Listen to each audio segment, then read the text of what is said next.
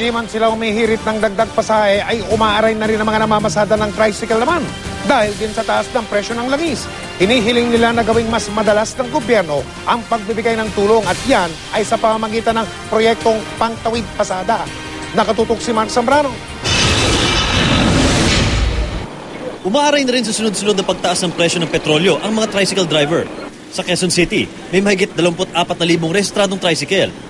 Lahat daw sila tulad ni Mang Felix Syok, halos wala nang maiuwi sa kanilang pamilya kahit paabutin sila ng 15 oras sa pamamasada. Sa 700 pesos na kita araw-araw, wala raw sa kalahati niyan ang naiiwan sa pamilya. Kung tutuusin, kulang nga yun. Isipin mo kung magkano ngayon yung mga bilihin. Diba? Doon pa lang yun, sa gas pa lang yun. Yung iba pang bilihin. Ayon sa Tricycle Regulatory Unit ng Quezon City, June 23, 2011 nang ipatupad ang 150 fare increase sa mga tricycle. Kaya 8 pesos and 50 centavos ang pamasahe sa tricycle ngayon. May dagdag na piso kapag nalampas 1 kilometro. Tulad ni Mang Felix, abot-abot din ang reklamo ng ibang tricycle driver. Sa amin po sir, kulang ho yun eh. Kasi lalo ng gasolina ho ngayon, napakataas na. Layo pa ho ng iniikutan namin. Kasi ginagawa ho yun ng panay. Totoo sa amin ho, kulang ho yun 850. Pero ang mga pasahero, tanggap naman daw ang katotohanang mataas na ang presyo ng gasolina at diesel ngayon. Okay lang po kasi kung yun po yung bagong sistema ng gobyerno. Okay lang po kasi tumaas naman na yung gasolina eh.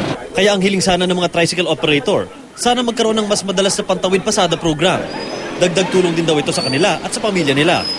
Isang beses pa lang nagbigay ng Pantawid Pasada program ang gobyerno noong July 2011. Project ng ating mahal na Pangulo, yung Pangtawid Pasada, nabigyan subsidy ng mga operator ng tricycle sa Quezon City.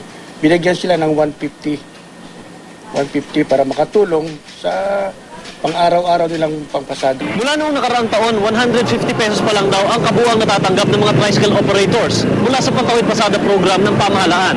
Kaya ang kanilang panawagan, mas maging regular sana ang paglagay ng pondo dito na malaki rin ang naitutulong sa kanilang pang-araw-araw na gastusin. Mark Zambrano, Nakatutok, 24 Oras.